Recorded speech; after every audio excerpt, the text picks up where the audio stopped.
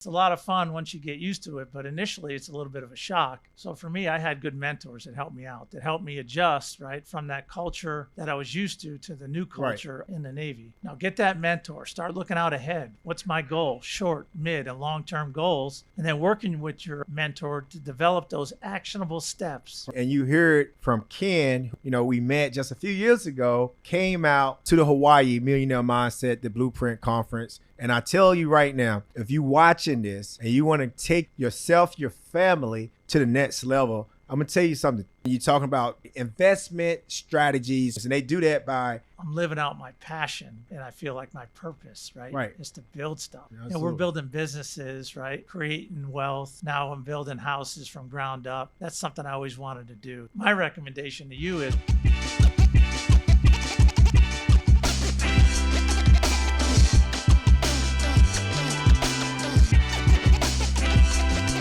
Hey, what's going on, everyone? Welcome back to the DB Business Blueprint Podcast. And today we got a special guest, my friend Ken Athans, man. He's in the building. Not only he's a friend, but he's also a COO of one of our companies, Treasure Studios, former retirement guy, just retired, man. Just an awesome story. I want to get him on right now so we can jump right in there. Hey, Ken, man, what's going on with you, brother?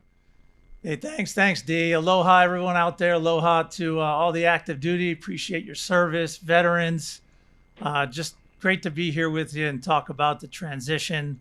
It seems like it was just yesterday, but it's been almost 18 months now since I transitioned from the military back in October of 2022. So, oh, man. October. How many years were you? 32 years. 32 years. Man, we got to unfold that. 32 years defending this great nation. That's a long time. And I'm only 42 now, so you could do the math. Do the I math, joined when I was 10. Hey, so let's get in there, man. It's real quick, man. Like, let the people know who is Ken. Who is Ken Athans? Real quick, let them know where you're from. Let's talk a bit about his military, your transitioning from Bridgeport, right? Connecticut. All right, so let's talk about that. Yeah, sure. So I've been in the military 32 years. I joined in September 1990. I'm originally from Bridgeport, Connecticut. And, I grew up in a low-income neighborhood, really didn't have a lot growing up in the day. I love sports. I played baseball, basketball. So that kind of kept me out of trouble most of the times. Right. But, in my senior year, I ended up dropping out of high school to start my own landscaping business. And I was kind of on my own for a while there. It kind of taught me a few things. And then one of my friends said, hey, I met this recruiter, and I think we should join the Navy. Right. So I always start, huh? Right.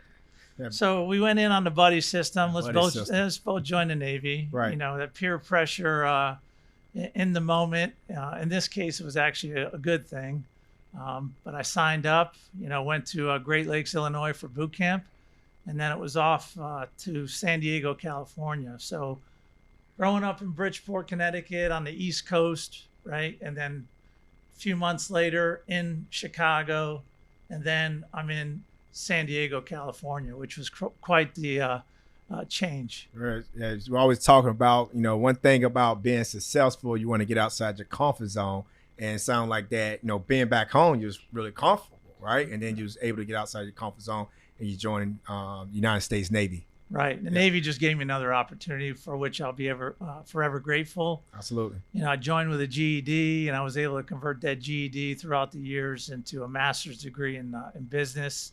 And again, the Navy helped me achieve those degrees and paid for them. So you 32 years, Bridgeport, Navy came in as enlisted, right? Right. E1, and then you went from E1 to like, how was that till then and now, like where till retirement? Like, how's that look? Yeah, so E1 to 06, a captain in the Navy. As an E1, I came in as a gunner's mate, so I worked on the 5-inch gun systems, right, on your cruisers and your destroyers. And then there was an officer program that I signed up for when I was in E6. I just made E6 about 5 years and transitioned and got picked up for the officer program. Then the Navy sent me to OCS in Pensacola, Florida, where I received my commission. Right. Got trained by a Marine Corps gunnery sergeant down there. Got me into shape, Right. and sent me back to the fleet. Mhm. To do my first division officer tour, small unit, about 10 to 20 people on a cruiser out of Hawaii. So that was my first time getting to Hawaii around the 1999 time frame. And I did that for just about 4 years. And then as part of the program, the Navy sent me to college to actually get my degree. And I spent 3 years in Florida doing that. No, that's pretty amazing. And those of you that's currently right now, as people up here just listen to your story, your background, what are some of the things that maybe was challenging? I can talk about the Army, but we totally different, right? Is there anything that was challenging while you was in the military, anything like that was absolutely. So overcoming the obstacles and all those things? We all grow up and we're part of a culture, right? In our family, and then the military is a whole different culture. So transitioning from Bridgeport, Connecticut into a rigid structure, discipline that the Navy provides for us was much different. And on a shipboard life is very, very structured. It's a lot of fun once you get used to it, but initially it's a little bit of a shock. Right. So for me, I had good mentors that helped me out, that helped me adjust, right, from that culture that I was used to the new culture in the Navy. Right. And we always talk about it. We talked about it before on other podcasts. We're like, I didn't go to and sit in on college or anything like that. My path was a little different than most people's path or whatever the case, but it's not that everyone has their own path. They can, go wherever path they want. I went on the mentor path, and I think I love that so much. And just like you went out and you found a mentor, and are you still talking in contact with your mentor? Because I would tell you that, I found my mentor. I was 20 years old. All right, so do the math. I retired. And to this day, I still add value, to my mentor. To this day, I believe in things like, even though he was the teacher, but over time, when I was the student, now those roles has changed because of my mentor. I have became a teacher and those roles switch, and now I'm teaching him things. And we got a great relationship. We still talk. We got deals that I've been investing in for, almost 20 years. I had, got my mentor after, less than 2 years of joining the military. I've been same guy, and it's just been a blessing. Are you want to talk about the importance or any feedback that you can give someone right now that's watching this, especially if they currently in the United States Armed Forces, and maybe they sitting in their barracks room or whatever the case may be, any advice and, the power of mentor and mentorship, why they should wake up right now, get out their bed and start and go find a mentor right now. Right. Well, sometimes when you're struggling and you're having a hard time adjusting, right, you can't see out of that moment, right? Your mentor usually works best if it's someone that has a similar background, but not always, but someone that will listen and can relate to what you're going to and can provide some advice. Do a lot of listening is important. But really, I've seen thousands of people transition to military throughout my career. Right. And, the mentors have been so important for many. We actually started a program in a few of my commands where we started, allowing people to pick their mentors instead of just assigning them. Like, hey, who would you want to be your mentor? And then pairing those people up. And we had a lot of success with that, Right. And you could see it in the performance, right? The performance evaluations. Right. They're not meeting the mark, right?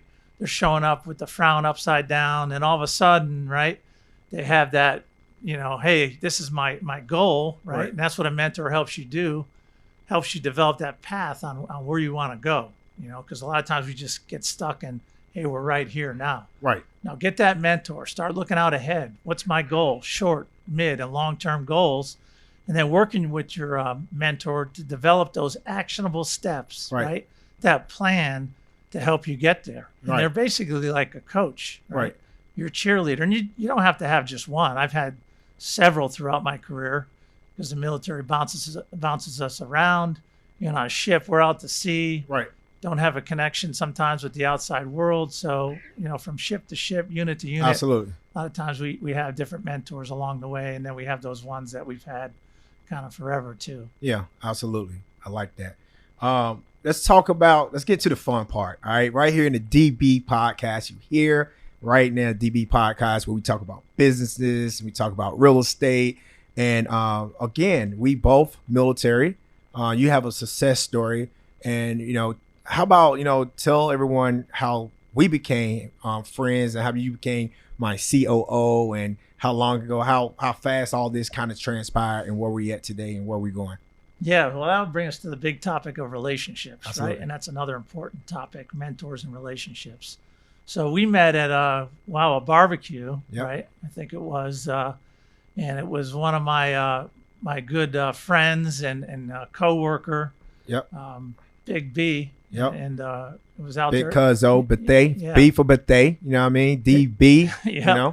And, we worked together. He was my XO, I was the CO, and, he introduced me to you it was at a birthday party, I think. Yep. And we just started talking and immediately connected through our shared passion for real estate investing, which I've done for, over 20 years now. You've done it as well for a long time. And we started talking about things, and we were both kind of transitioning around the same time. I think we're about a year off. Yep. And kind of talking about what we were going to do next. And, next thing you know, we started talking about rental properties, which we both had at the time. And we started talking about multifamily real estate, which I didn't know a lot about, right? I had just started learning about it. And, it was like we had a shared interest. We enjoyed each other's company, and then we just continued that conversation or continued building that relationship, several months after that. Yep. And eventually it kind of led to Treasure Studios and talked about, hey, what are you going to do next? And, it was like, hey, well, I'm thinking about doing this. And I said, well, I like to, that's something I might like to do. Right. And we became partners, and the rest was history. Yeah, yes, absolutely. And also not only that, we was at that cookout, but also, it went from the cookout to you investing in Coalina, right? Right. And shout out to the whole Bands of Brothers team, man. Like able. Shout out to y'all, our team. I'm real proud that all my whole team. We all pretty much live here in Hawaii. We invest in here. We own properties in Hawaii. We run our businesses all over the place, and it's just great. And because my success falls back on their success, your success, and I always want to see people win. I think that's one of the most important things. But it also changed with a mind shift. All right, with you, your wife Wendy. All right, it was a mind shift. Right, we talking about Hawaii Millionaire Mindset, the Blueprint Conference. Right, you want to talk about a little bit because even though we met, you also came out to the conference. Right, you came to the first conference, came to the second conference. And how did that conference change your mindset? Oh, it was huge. For one, I was around like-minded individuals, right? And again, it's important who you hang out with, right? Who you spend your time with. What also attracted me to Bands of Brothers was the culture, right? The military were part of units, and we were there for a few years, and then we go on to the next unit. Right. So if it's a culture that we don't enjoy, we know it's going to change. Well, Absolutely. When you transition, you're part of a culture, and you're going to do that, for a period of time longer than you would normally do just a military unit. Absolutely. Unless you don't like it, you can move on to the next thing. But the Hawaii Millionaire Mindset Conference, right? That's where the real education started for me in real estate investment post-military. I learned a little bit about the residential side.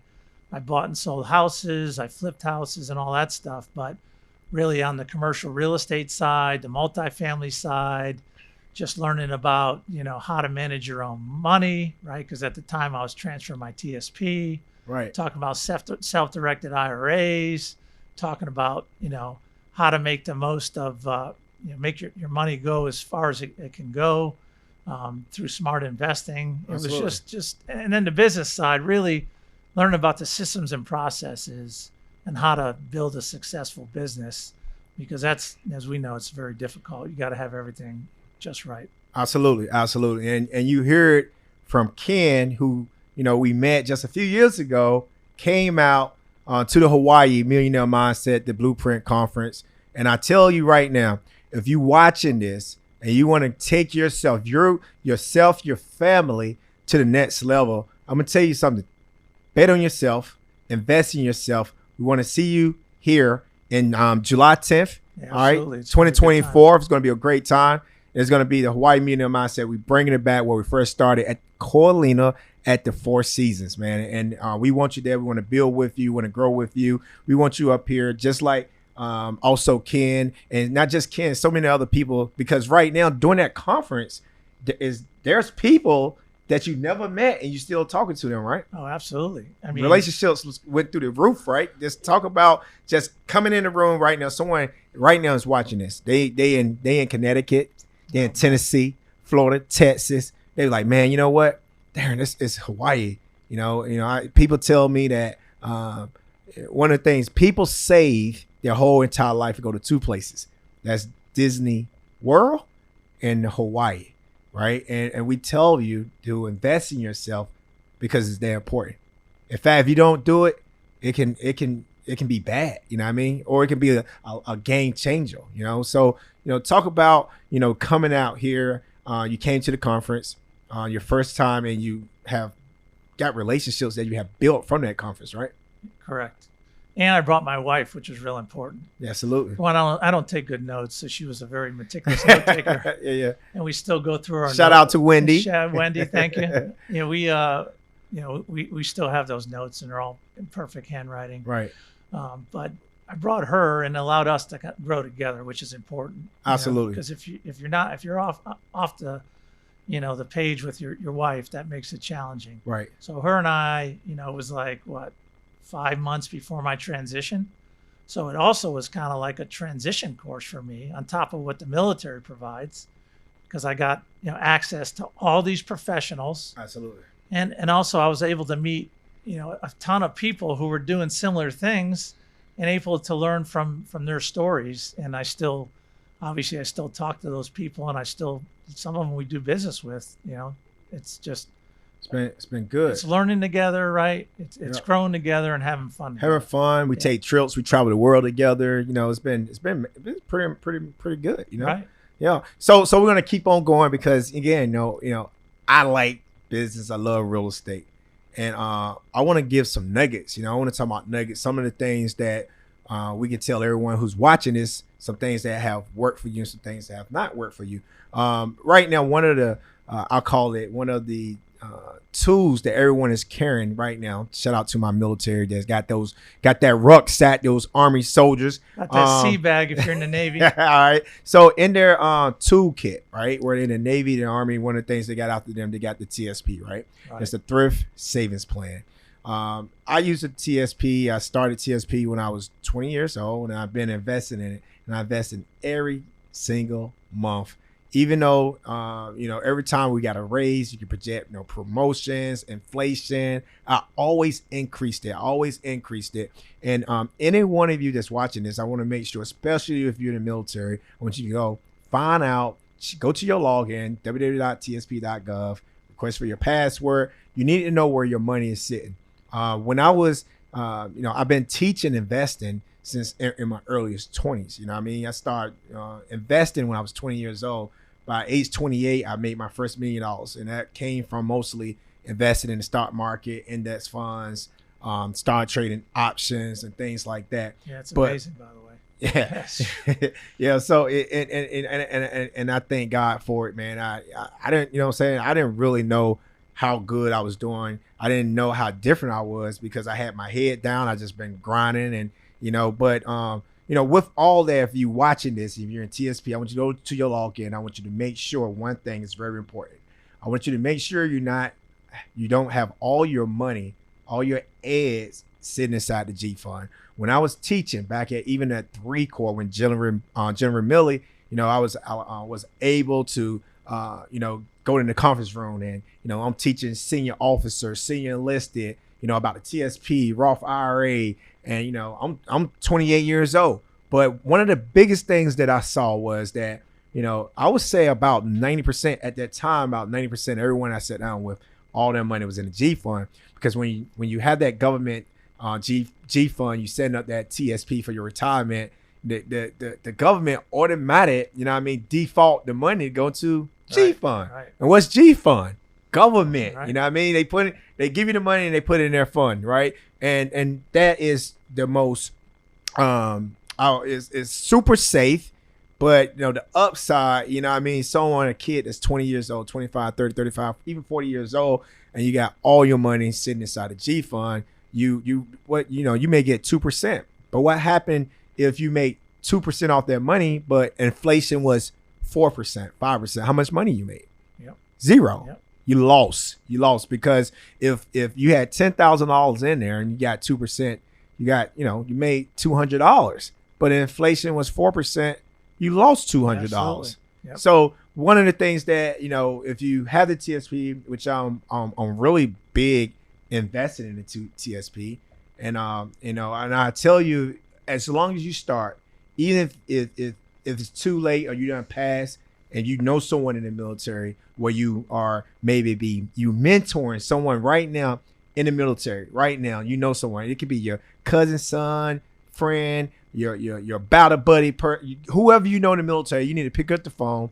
You need to call them. You need to say, hey, guy, I just got finished watching this podcast. Send them this podcast and say, listen, take your money, all right, and go just check and make sure it's not sitting in the G fund, because I hated that part. In fact, I was telling General Millie, I said, listen, like this, it didn't make sense to me if the military want to take care of their soldiers, all right, a soldier that's 18, 19, 20 years old, and you default that money to go into TSP with 2%, 4% growth. What are you doing? You're doing a dissatisfaction. Where if you really want to take care of, I know they have the life cycle funds. Right. I'm hoping that, and maybe they have, you know what I'm saying? But I always was pushing. I've been the guy pushing and say, listen, these life cycle funds, these soldiers come in, you need to tie it by the age of when they projected to retire based off their age, so that money can be diversified within the S&P 500, the Dow Jones, the NASDAQ, the international fund. And those of you that's 20 years old and you're watching this, even 30 years old, 90% of your money still should be invested somewhere in that CSI. Because but I tell you this here, even though, again, if you watching this, and the safest play is go put your money in the life cycle fund, and you tie and you pick it by the year that you are projected to start working. And I mean start working. That you retire 20 years from the military. I'm talking about start working when you're 65. So with the TSP, I know that you did the TSP. And the reason I want to talk about the TSP, because I want to talk about those right now who's watching this, that's retiring out the military, getting ready to get out the military, and they've been investing in the TSP, and maybe they was in a G fund, and they's like, oh man, D, man, you talking about me right now. All right, they may be that person, or they may be the person that has put their money in life cycle, they had their money in CSI, had an awesome return, and then they out of the military, their money just sitting there. And we want to talk about some of the options that I think that you did, and obviously we have a lot of apartments. I raised millions and millions of dollars through syndication, multifamily, which is I don't look at it as it's not accomplishments when I raise this type of money. It's an obligation, and I have an obligation, and I'm responsible to making sure I'm doing all I can to protect my investors.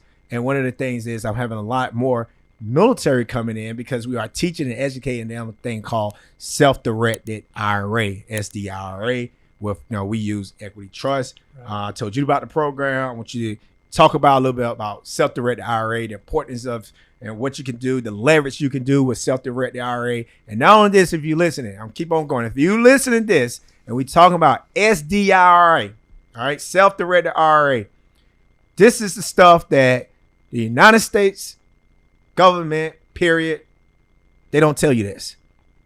All right? They don't tell you this. I would say probably less than 1%, maybe 1 or 2%, maybe 1%. I would say maybe 1% or a fraction. I don't think that many people have a self-directed IRA, but it's a powerful tool. Let's talk about it. Yeah, so you definitely have to know the IRS rules on the self-directed IRA. Let's go back to TSP though and starting early. For those young, if you're on active duty, you have an advantage if you start early. And kudos to you for starting in your early 20s. I didn't really start until late 20s, early 30s, but I started was the key. And I had TSP going. And when I got out, I took that TSP and I transferred it to my own account, TD Ameritrade, right? Some of it was in Roth, some of it was in an IRA. Last year I was able to convert the IRA and it's all in a Roth growing tax-free now. And I was able to do that through the tools that I learned at the conference, right? Cost segregation analysis on properties, using the depreciation from my multifamily investments. So I was able to use those to kind of get that over into the Roth, which was very powerful. Absolutely. But on the self-directed side, you're basically taking control of your money and investing it in businesses that you pick, right? So you could become a hard money lender, right? And tie it to tangible real estate. You could invest in apartment buildings, the commercial multifamily apartments. Those type of investments, several years ago, they weren't really available to the mass population. And really, we all know that wealth generation, real estate is a big player in that, if not the number one player. So in the self-directed piece allows us, to take control and do what we wish with our money. So. Absolutely.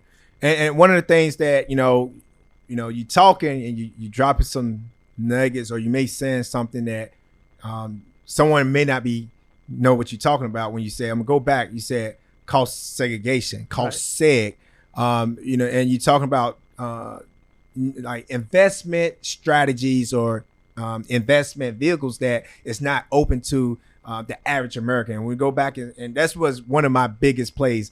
If you watching again, you starting out, maybe you doing, I love stock, I love crypto, I love all these things, but how did I get in multifamily? And that was one of the things that I was able to get into at an early age. I was 32 years old. I was able to get into multifamily, and it's been great. And not only that, now because I'm a partner and I own, I think nine apartments, I've been able to create opportunity for others. Again, opportunities for people like us, people in the military, where they could come in and actually own apartments. And they do that by using a self-directed IRA. We help them with it. So if you're watching this, you got questions about self-directed IRA, just make sure you comment, SDIRA or self-directed IRA, and we'll make sure we reach out to you. Now, with self-directed IRA, you talked about cost segregation, one of the most powerful tools. One of the things that's, again, I would say 90%, 95% of everyone in the U.S., they don't take all the benefits from the tax code that the IRS give. The IRS is a tool that they give you. Like only like 10% of the pages say, don't do this. The other 90+% of the page say, this is all the things you can write off. It's a benefit for you. But we don't dissect that, you know what I'm saying? But one of the things is, one of the most powerful things is cost segregation. So you want to talk a little bit about cost seg? Yeah. So cost seg is basically accelerating the depreciation schedule, and you could do it on residential or commercial, right? So a typical residential building is depreciated over 27 and a half years, I believe, something like that. 27.5. 27.5. So now if you're going to hold an asset, and again, important to understand with investing, key principles is compound interest and time value of money. This is why starting young is so important. So we pay our fair share of taxes, right? We're not trying to find loopholes to get out of taxes. Yep. But, the IRS allows us to use the depreciation. If you know you're going to keep an asset for long term, why not accelerate that schedule? Right. If you can use that depreciation to offset income now, right, instead of giving it to the IRS now, then you invest it and take advantage of the time value of money and compound interest instead of giving it to the IRS early. Right. Now, if I sell that asset next year, there's going to be depreciation recapture. It may not make sense, right? Right. Absolutely. So you really have to talk to a CPA, Absolutely. Right? You have to talk to your professionals, and we have teams. It's not just us doing this, right? I got a whole team behind us. A whole team. Yes, absolutely. So we're not out here swimming alone. Yeah. But we are educating ourselves.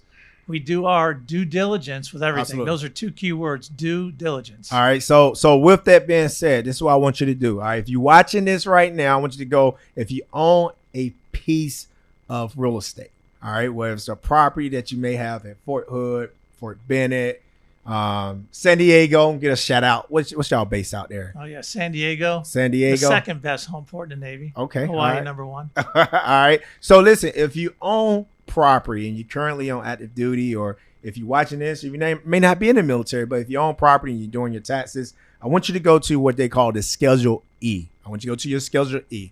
And this is another thing. I'm not throwing shade at TurboTax. I'm not throwing shade at H&R Block. All right.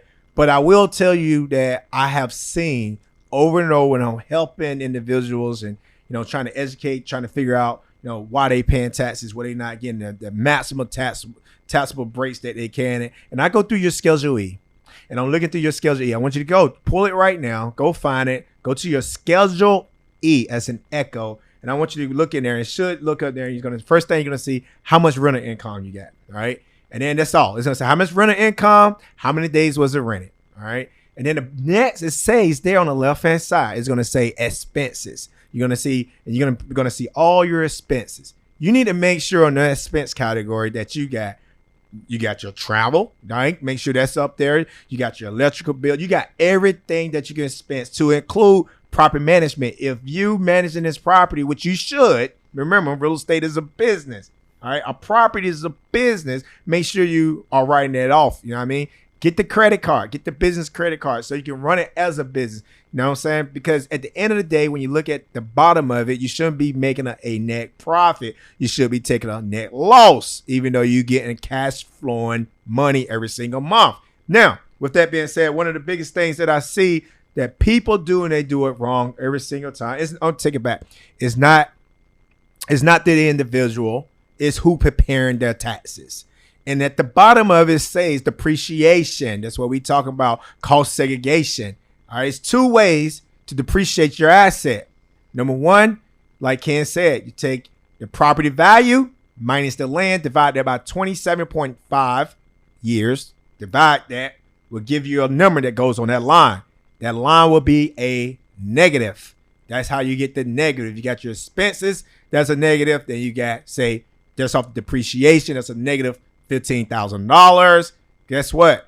You only made $12,000. So you made a net loss of $3,000, whatever the case may be, which will help offset your taxable earned income. The second way to get in there is to do what Ken mentioned, and we was talking about cost segregation. Cost seg, all right?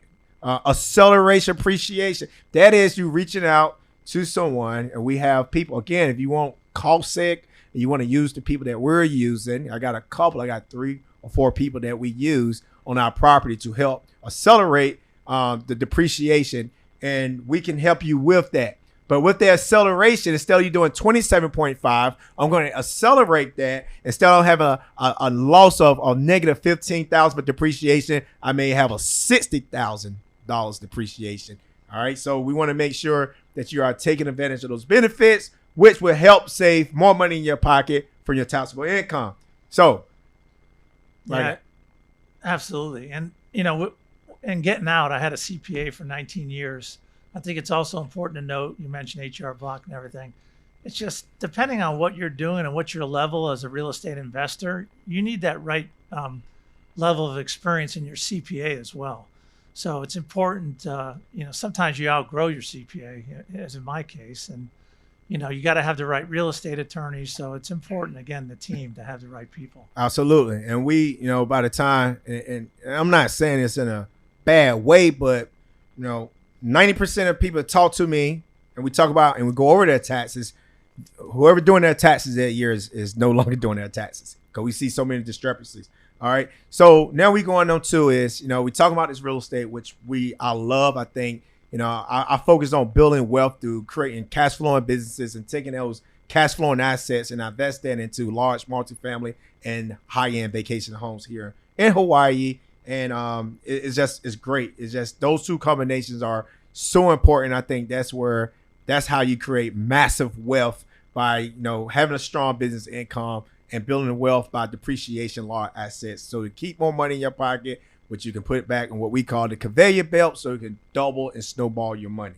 All right. So now we're going into another piece of this, because we have, and one of the things I know in the Army, a lot of people transition out of the military and they become realtors, or they on active duty and they have their real estate license, or they on active duty and their spouse. Let's talk about the spouse being a real estate agent, or they're not a real estate agent, but let's say the spouse stay home and maybe they be managing some of the rental properties, or 1 or 2, 3 rental properties that they may have picked up with that VA certificate, and they've been moving across on the battlefield through the U.S., buying a house here in Tennessee, San Diego, California. The spouse stay at home, watch the kids. The husband is E5, E7, whatever the case, officer.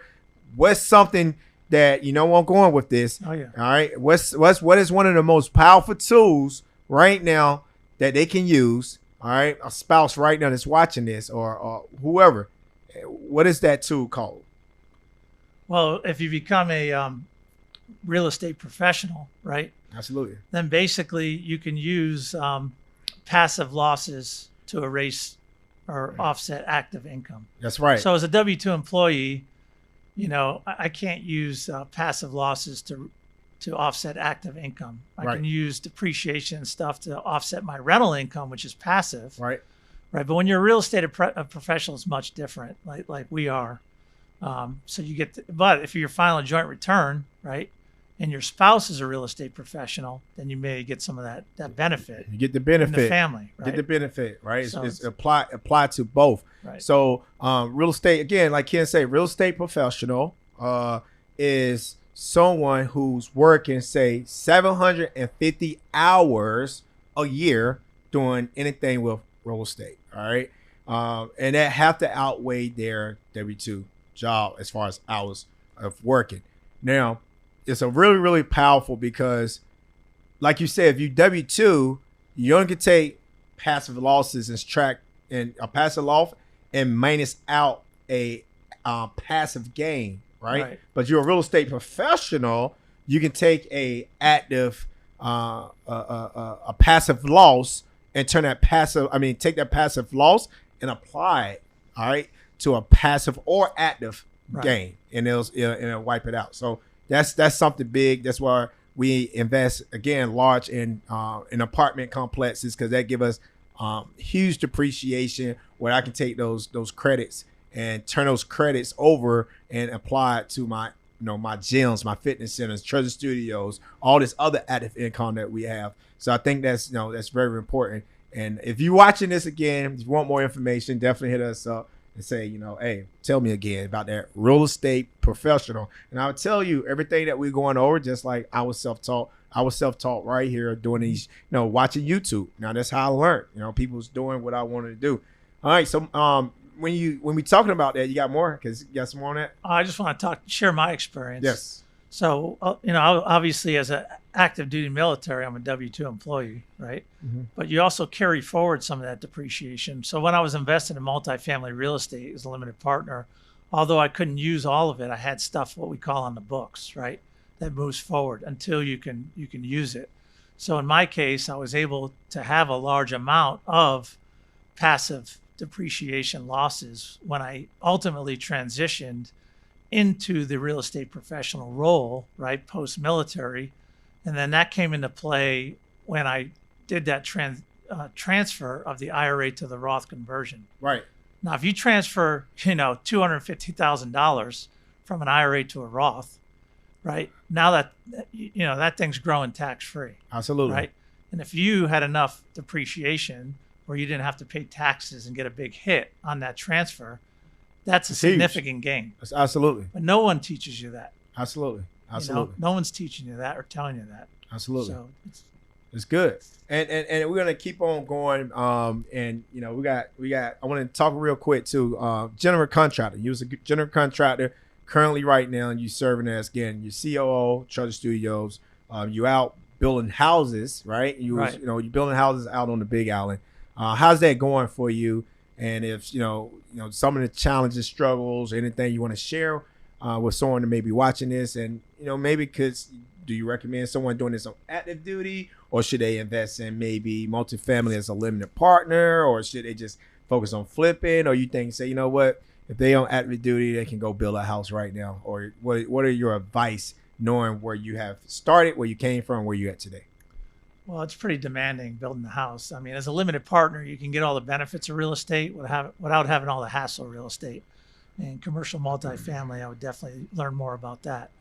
As far as building the houses, that's always been my passion. I started in Florida when I was going to college in 2002. I did it for about 3.5 years. Right. And me and two other Navy guys, Matt and Gary out there, shout out to you. Right. We started building, these old Victorians. We started gutting them and renovating them, like this old house episode, same thing. We did wholesale deals. We started building new houses from ground up.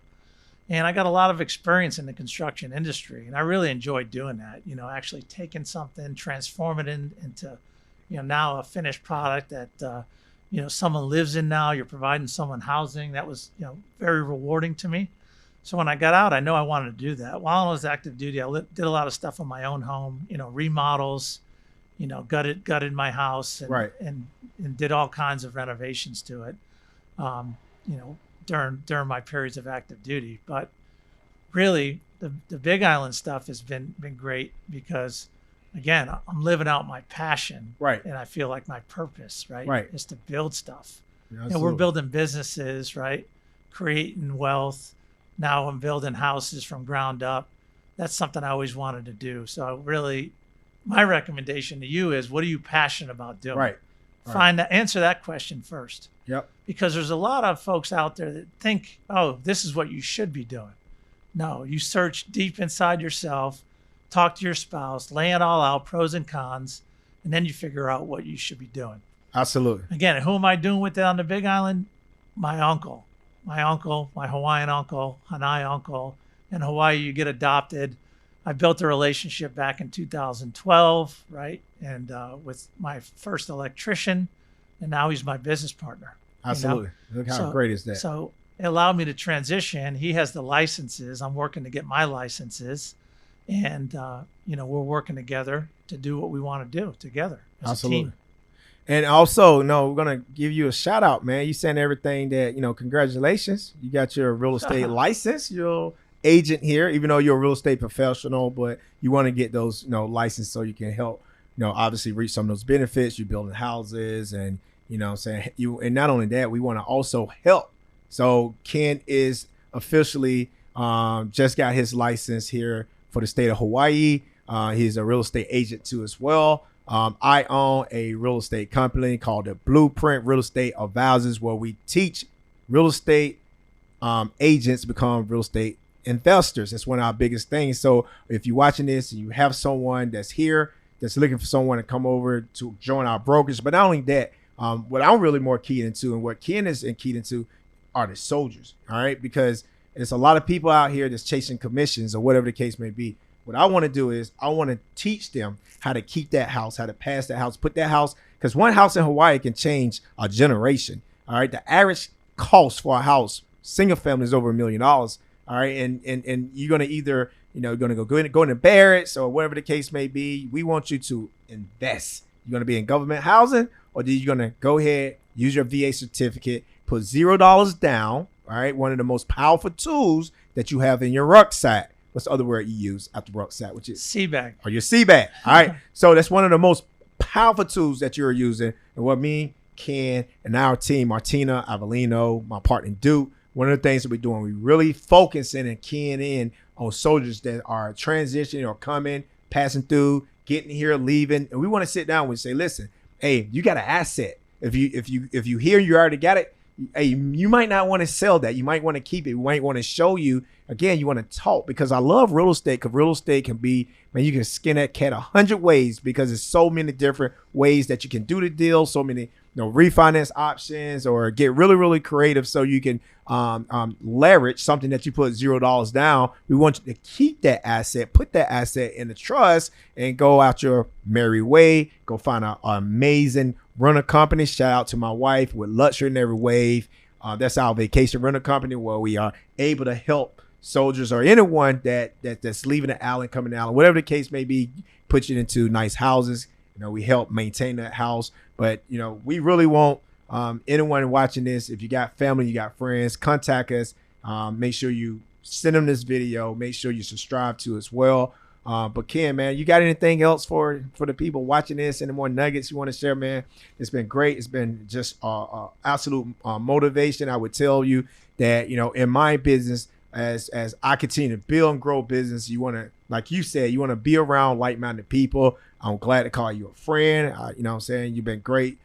You, your wife, Wendy, we can't talk enough about how, man, her, Pam, man, they do an amazing job for both of us. So shout out to all, not only them, all the ladies, yes, all the spouses out there, man, especially on the team, especially bands and brothers, man, because, we some hard chargers. And we know it's not easy. So we appreciate you and everyone. So you got anything else? No, just shout out to the military, all the veterans, active duty folks I serve with. Obviously, Wendy, couldn't do this without you. Obviously, it's very demanding. You really, I mean, I don't know how many books I've read since I retired, but it's quite a lot. Right. And just shifting from a consumer mindset to an investor mindset, I think is really key. The earlier you can do it, obviously you've done it probably the earliest of most people that I've met. Pretty impressive. Some of us, we shift a little later in time, but it's about, transitioning into the right role that you want to do when you get out, have fun, right? Obviously it has to be something that you enjoy doing, something with a purpose. And I'm fortunate to have found that, with you. We're having fun together, Absolutely. Right? We're making money together. Traveling together. You know what I mean? Reposado together. Everything. It's just been great. Been great. Yeah, absolutely, man. So, again, man, hey, I appreciate you coming on, sharing those nuggets, man. Really do appreciate it. And to everyone watching this, the DB podcast, man, I appreciate it. If you're watching this, make sure you like and subscribe. Turn on the notifications, because I'm dropping jewels. We dropping jewels every single week. And I wanted to continue to give back, and I want to pay it forward. It's from the bottom of my heart. And I want to see you July 10th through the 13th, 2024. That's right, this year at the Hawaii Millionaire Mindset, the Blueprint Conference. Let's get it. Let's go. Yes. Let's make this money. See you soon. Peace.